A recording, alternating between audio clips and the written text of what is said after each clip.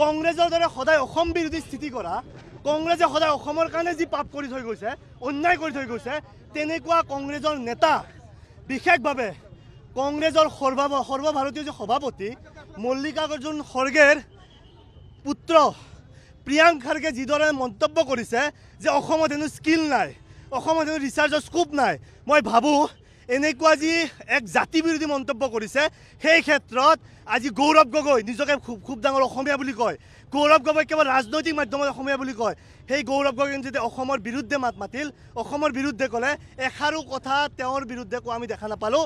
আমি এইটো দাবী জনাইছোঁ যে অসম কংগ্ৰেছে অতি শীঘ্ৰে নিজৰ স্থিতি স্পষ্ট কৰক যে তেওঁলোকে অসম বিৰোধী মন্তব্যক লৈ কি কৰিব বিচাৰে। চাওক, আজি তেওঁলোকৰ স্থিতি স্পষ্ট হৈ গৈছে।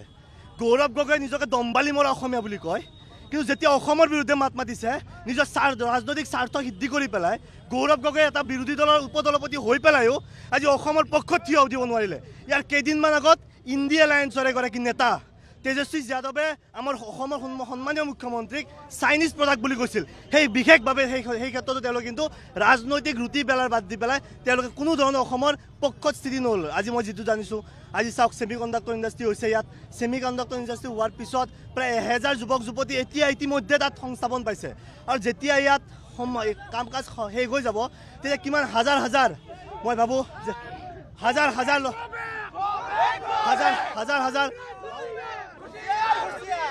ল'ৰা ছোৱালী তাত সংস্থাপন পাব।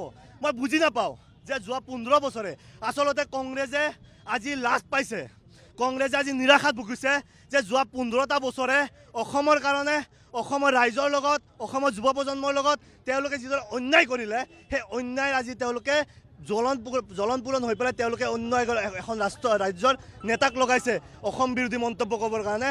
আৰু মই দেখিছোঁ অলপ আগতে যে অসম কংগ্ৰেছে তেওঁৰ পক্ষত কিন্তু এটা টুইট কৰিছে।